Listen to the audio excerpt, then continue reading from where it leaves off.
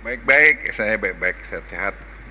Selalu semangat. Kalau mendengar paparan dari Pak Luhut, sepertinya saya juga langsung terpana Pak, karena Bapak Luhut always instilling the faith bahwa Indonesia bisa menjadi negara yang maju. Kenapa tidak? Tidak ada alasan kita untuk pesimis sekarang ini. Oke. Saya tidak lihat ada alasan ya. Karena apa? Semua angka-angka yang ada menunjukkan itu bisa very doable gitu. Jadi ya kita harus optimis. Tinggal bagaimana kita supaya satu kita kerjakan dengan detail. Ya mestinya sih sangat baik. Kita berikan apresiasi yang luar biasa dulu terhadap Pak Luhut Binsar Panjaitan. Terima kasih banyak Pak atas komitmennya, kerja kerasnya. Pak, pertanyaan saya mungkin sebagai pembuka di special dialogue pada siang hari ini adalah, kita tahu Indonesia punya tujuan menuju menjadi Indonesia Emas 2045, negara yang maju. It's around 25 years from now, 21 years from now, 2024. Di acara Mind Dialogue ini dan juga sembari melihat ada begitu banyak challenge yang tadi Pak Luhut sempat paparkan, Pak Luhut, bagaimana Anda melihat industri pertambangan Indonesia bisa menjadi kunci utama Indonesia menjadi Indonesia maju di 2045, knowing that there's a lot of challenge ahead? Sebenarnya bukan pertambangan aja, pertambangan satu hal yang menurut saya akan berikan kontribusi. Saya sudah singgung tadi, downstreaming kita tadi jadi nikel ore menjadi stainless steel aja, baru stainless steel ya, itu sudah bisa 38 miliar dolar tahun lalu, dan sampai nanti kepada mobil listrik dari baterainya dan seterusnya, itu kita bisa akan 70 miliar dolar pada tahun 2030, dan ini angka yang menurut saya sangat bagus, dan itu yang membuat ekonomi kita ini sekarang ini relatif kuat. Tapi jangan lupa, saya tadi baru bicara sama Pak Fuad ini, dan saya tadi baru rapat di kantor, ya ada satu proyek yang kita tidak pernah lihat, itu durian gitu loh. Durian itu kita punya ekspor sekarang, tadi baru saya dapat data, saya suruh cek lagi sekarang, itu tuh kita ekspor 2,4 miliar dolar durian. Orang bilang, lihat loh durian gitu, saya juga lihat begitu. Tapi setelah tadi kita rapat, kita lihat angka ini, wow, this number is a huge number ya. Jadi ini ya jangan Tony lu nggak menang sendiri loh Ton. Jadi kalau kita serius nanganin ini so kaya, sekarang kita punya seaweed. Saya sampaikan Pak Prabowo, Pak Prabowo, ini seaweed ini seperti nikel ore 10 tahun yang lalu. Seaweed itu kita yang terbesar di dunia dan kita yang terluas. Kita tidak punya typhoon, tidak punya huru-hara di laut. Sepanjang tahun dia growing, setiap hari kita bisa harvest, setelah 34 hari kita bisa grow di situ lobster, kita bisa grow di situ ikan, kita bisa you name it, semua kita bisa grow di situ. Dan kita bisa bikin pupuk organik, kita bisa bikin makanan, kita bisa bikin tadi juga catch CO2, hampir semua, banyak sekali. Jadi this is also another potential billion of dollars yang bisa kita dapat. Jadi sebenarnya kalau kita tekunin, kita kerjakan dengan baik. Sekarang riset ini bukan omong-omong, kita sudah punya pilot project di Lombok. Sudah research centernya ada di Lombok. Kita sudah kerjasama dengan India Institute of Technology. Kita sudah kerjasama dengan Tiongkok. Firman yang sekarang itu ngerjakan, itu sudah mana aja udah semua ya. Udah semua. Kita udah punya dana untuk ngerjain. Tinggal saya bilang sama Presiden terpilih, ini tinggal Pak Presiden perintahin aja, begitu Anda terpilih, udah ini jalan. Dan itu ciptakan lapangan kerja, karena target kita adalah 1,5 juta hektar ya 1,5 juta hektar, kita akan bisa direct employee itu 1 juta orang. Jadi sebenarnya ya kita jangan hanya lihat tambang-tambang saja, banyak sekali yang lain tadi. Pertanian, kita sangat kaya sekali. Tapi kita nggak pernah urus dengan benar, tidak pernah kita fokus. Kita kasih pemerintah yang ngerjain. Kalau pemerintah yang ngerjain pasti nggak jalan. Ya kasih pemerintah tugasnya menyiapkan infrastruktur. Nah infrastruktur disiapin, ya suruh nanti private sector yang masuk ke situ. Karena dia jangan disuruh lagi menyiapkan infrastruktur untuk itu tadi. Terima kasih Pak. Di acara ini Pak, di Mind Dialogue ini yang diselenggarakan oleh Mind ID dan CNBC Indonesia Pak, dengan seluruh stakeholders yang hadir di sini, apa yang Pak Luhut ingin sampaikan untuk industri pertambangan Indonesia lebih baik lagi ke depannya, dan catching up to those numbers agar Indonesia benar bisa mengawal negeri ini sendiri. Kata tadi Bapak bilang kita harus berdikari Pak jika ingin menjadi negara maju. There's no developed countries that want us as developing countries to be developed countries, seperti yang Anda sampaikan. Di sini di depan stakeholders industri pertambangan Indonesia, apa yang Anda ingin disampaikan? Ya sebenarnya menurut saya sederhana ya, kita nggak usah pikir yang aneh-aneh gitu. Yang pertama saya masalah lingkungan. Oke Pak. Jadi lingkungan itu menurut saya penting sekali. Tadi ada ILO datang kantor saya dari Geneva. Saya bilang sama dia, dia pikir kita tidak suka dia datang. Saya bilang saya suka sekali. Kamu pergi deh ke Morowali sana. Kamu kritik apa yang kamu kritik, nanti biar ada alasan saya tambah kuat untuk menutup tambang yang tidak comply terhadap government regulation on apa namanya climate, baik. Lingkungan ini, environment. Dia bilang begini, minister, saya bilang ya kenapa? Kita juga negara yang pengen masa depan anak cucu kita bagus. Kita tidak asal menambang untuk kita make money.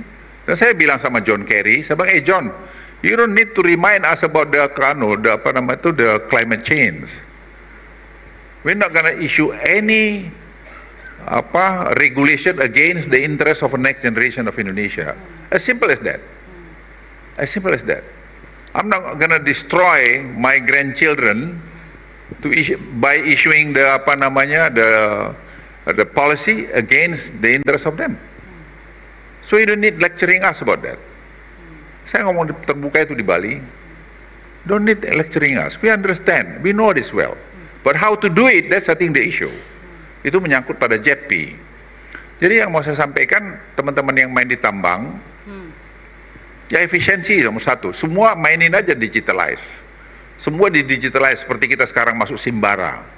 Simbara sekarang itu kan semua kita sudah masuk di batu bara, kita masuk di kelapa sawit, kita masuk di di timah, kita masuk juga di nikel, kita masuk semua.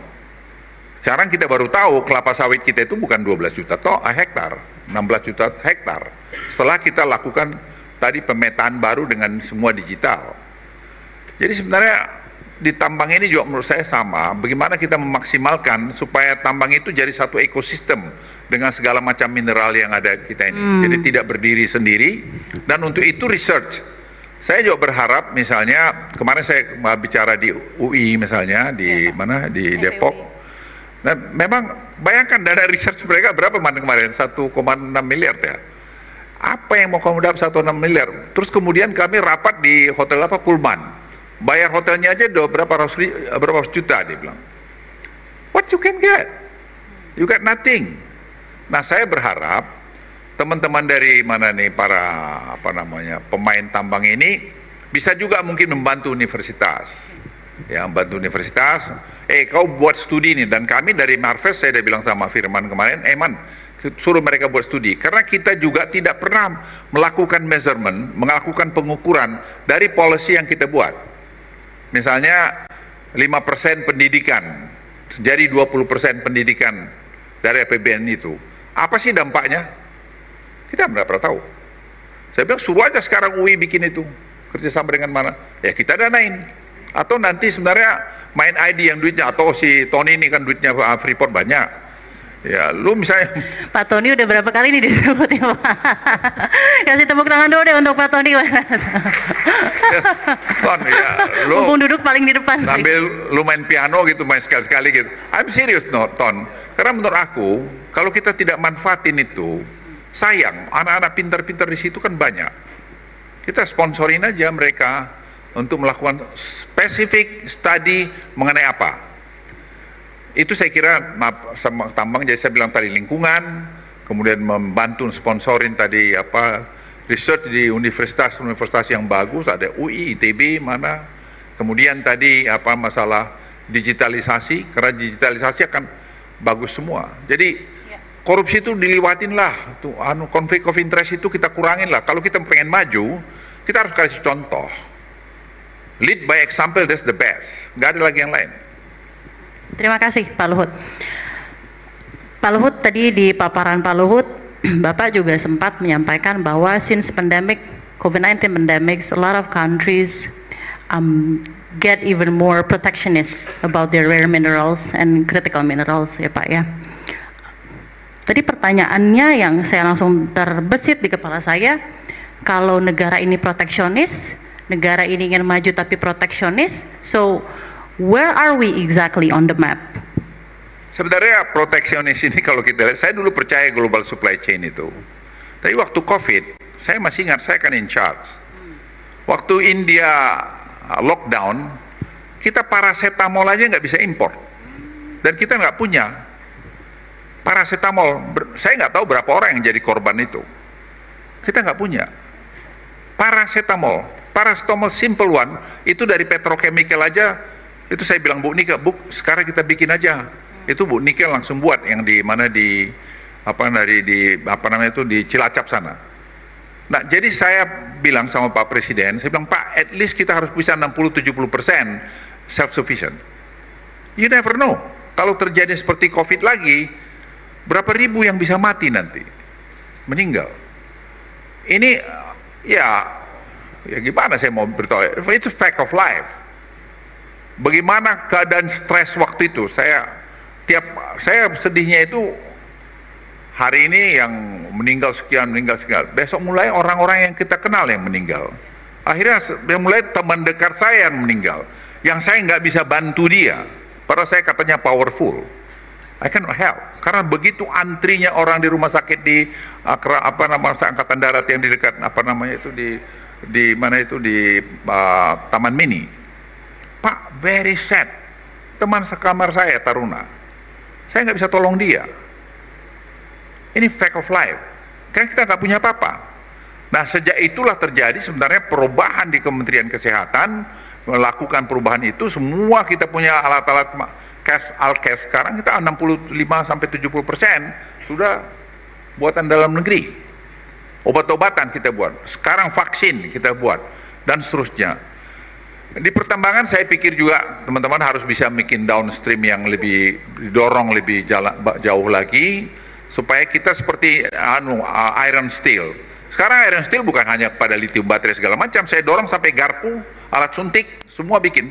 Saya bilang, kita kasih kamu kemarin saya di Tiongkok, kita kasih kamu special economic zone, bikin itu barang itu.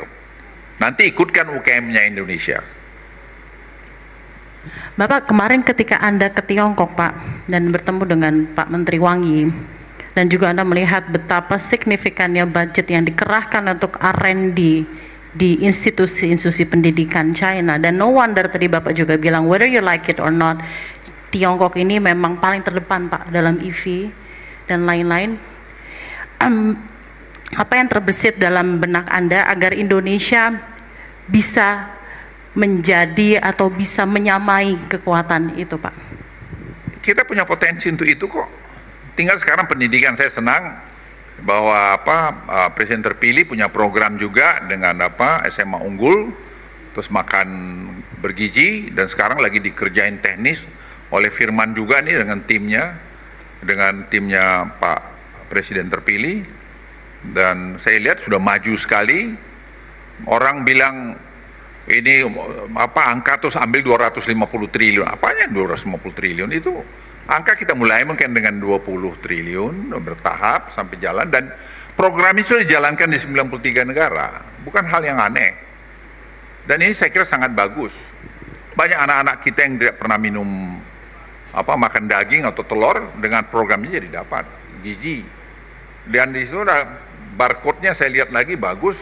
Barcode-nya itu bisa di tiap hari berganti, bisa misalnya today your meal consists of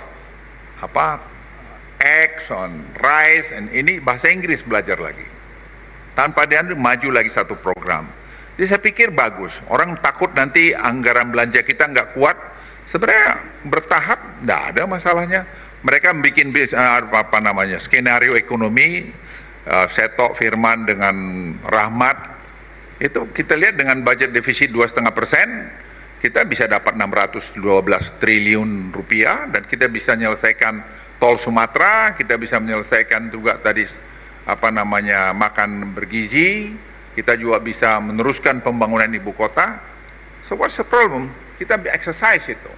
Jadi negara ini menurut saya kita tidak perlu khawatir, asal kita lola dengan baik, asal ya kita kurangin tadi kebocoran-kebocoran. Nanti sudah sesinggung dengan digitalisasi kita akan bisa kurangin secara signifikan mengenai kebocoran tadi itu. Jadi ICOR kita bisa membaik lagi. ICOR ya Pak ya. Jadi governance dan tata kelola ya Pak ya. Pak Luhut, bagaimana Anda memandang hal-hal yang sudah dilakukan seperti Amerika melalui Inflation Reduction Act, lalu ada juga Europe yang menjegal Indonesia melalui WTO, kecaman keras dari IMF. This is related to what the developed countries has done to developing countries such as Indonesia, that they don't want us directly to be developed countries like them. Ya, tapi as we are striving to get there, apa yang bersama-sama harus dilakukan oleh seluruh stakeholders agar tekanan-tekanan dari luar bisa perlahan-lahan sirna, Pak? Sebenarnya seperti IMF itu, Kristalina kan teman baik saya. Ya saya telepon dia. Saya bilang, Kristalina, what happened? What is your message? Something. Oh, Pak Luhut apologize. Itu mungkin sampai Firman ikut saya di Washington ya, Saya sampai diterima dia di kantornya dia. Dia jelaskan dengan nanunya dia tidak begitu ceritanya. Tidak begitu ceritanya, Tidak Pak? begitu. Indonesia negara yang sangat bagus dibandingkan negara-negara lain, di antara G20 ini ekonomi paling bagus dan seterusnya. Jadi tidak benar itu. Saya juga berteman sangat baik dengan Presiden World Bank si Ajay, sama juga dia bilang your economy is very beautiful and we love very much with your segala macam polisinya itu. Jadi saya pikir nggak ada juga bahwa seperti Eropa bawa kita WTO, ya silakan kita lawan.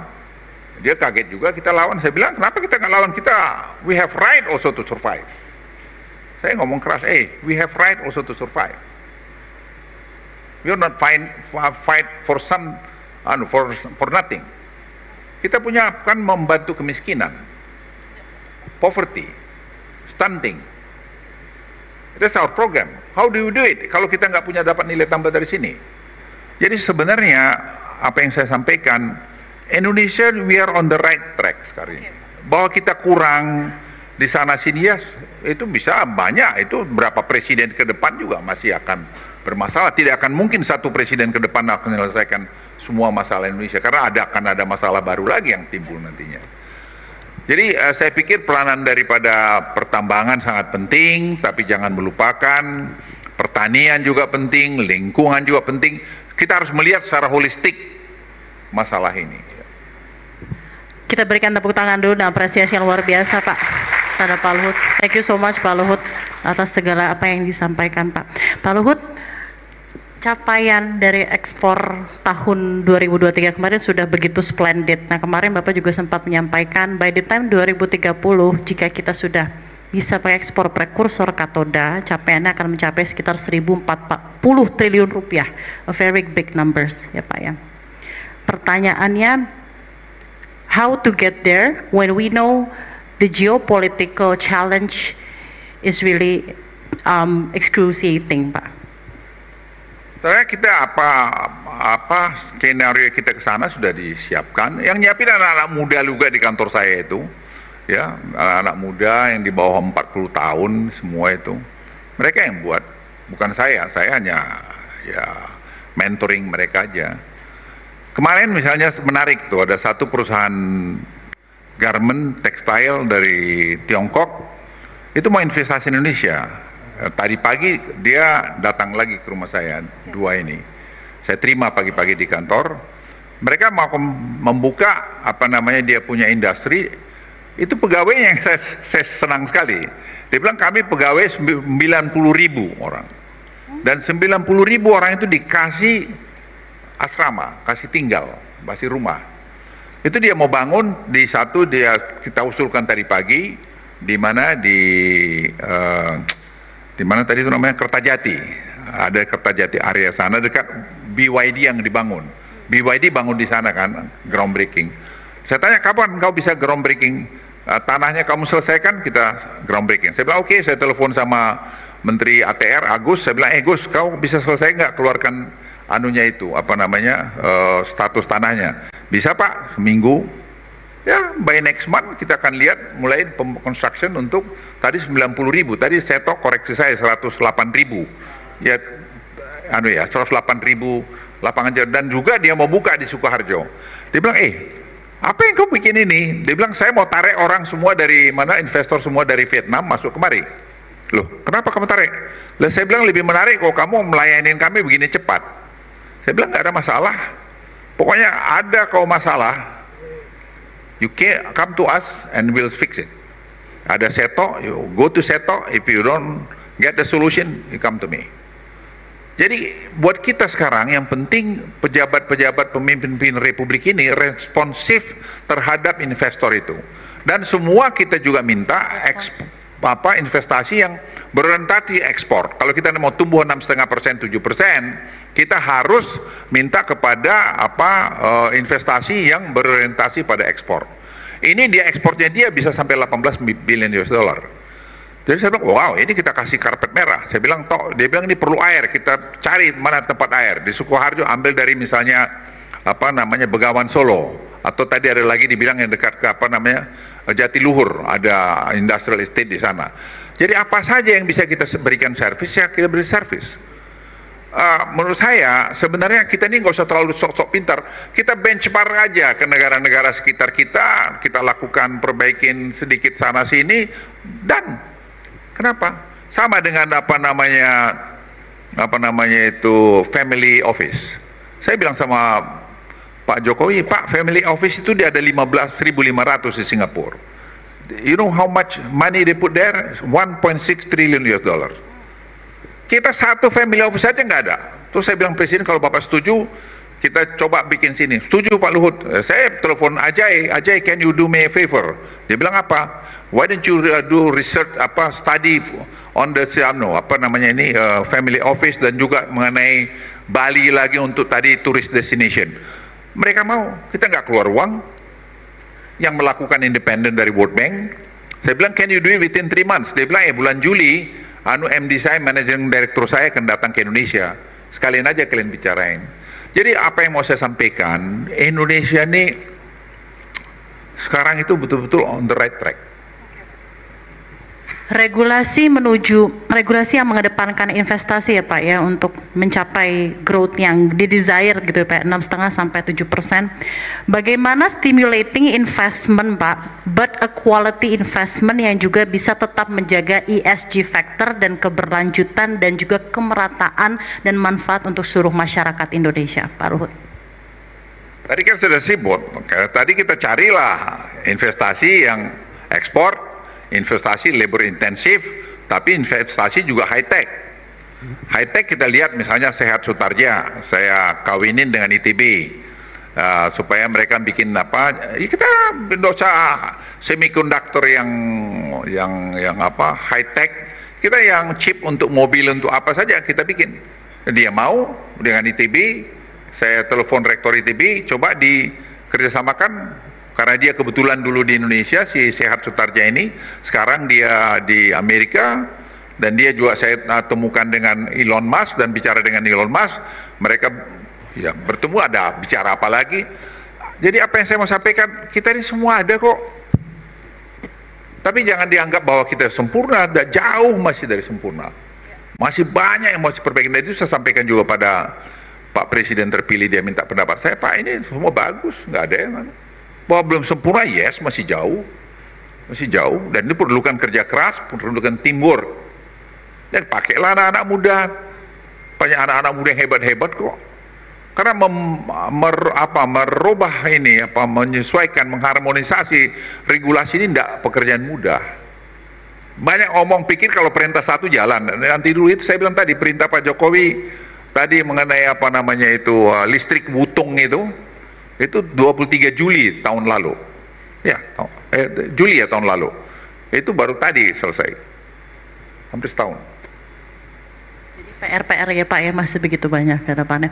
Bapak, as a closing statement to our special dialogue this morning, this afternoon, Sebenarnya saya hanya ingin Bapak menyampaikan pesan khusus, Pak, untuk penerus nanti di pemerintahan Bapak Prabowo Subianto, related to spesifik mengenai industri pertambangan Indonesia untuk menggapai Indonesia maju. Dan ketika Bapak mau look back sepak terjang Anda, Pak, atas segala kerja keras yang Anda telah berikan untuk Indonesia, Pak Luhut, terutama ya kita anak muda, Pak, dan penerus-penerus Bapak di sini, apa yang benar-benar bisa menjadi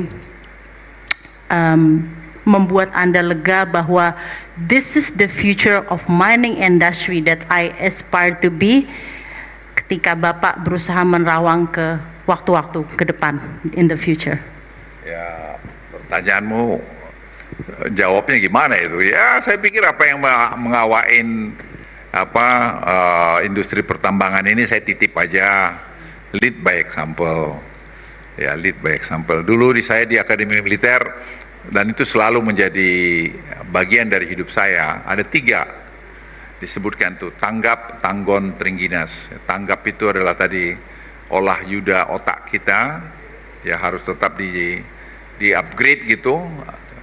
Yang kedua, tanggon itu tadi kita punya integritas. Integriti itu menurut saya penting sekali.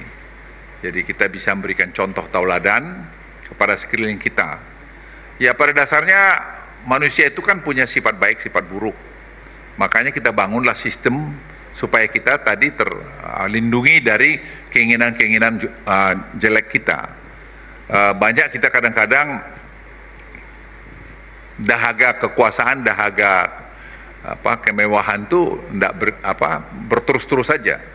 Ya kita harus bisa membatasi itu. Jadi appetite kita itu harus kita bisa jaga. Kalau itu saya kira bisa dilaksanakan, ya nggak usah berpikir mau bersih-bersih amat, nanti di sorga lah kau kalau bersih-bersih amat. Biasa-biasa aja, biasa-biasa aja, lakukan dengan baik. Saya hakul yakin Indonesia akan bagus, dan tadi mining industry juga akan memberikan kontribusi yang besar kepada Republik ini. Ini pesan saya sebagai senior pada Anda yang mengawain industri-industri pertambangan. Anda akan memberikan kontribusi yang paling besar, dan sekali lagi saya titip, kalau boleh tadi universitas tadi ya Anda bisa 2 ya 1 universitas Anda bantu, dan spesifik studi apa yang Anda minta dari mereka sehingga mereka olah berpikirnya, timnya itu juga bisa terasah. Kan kita bisa mengejar seperti Tiongkok, karena saya lihat Tiongkok itu sangat maju karena tadi researchnya.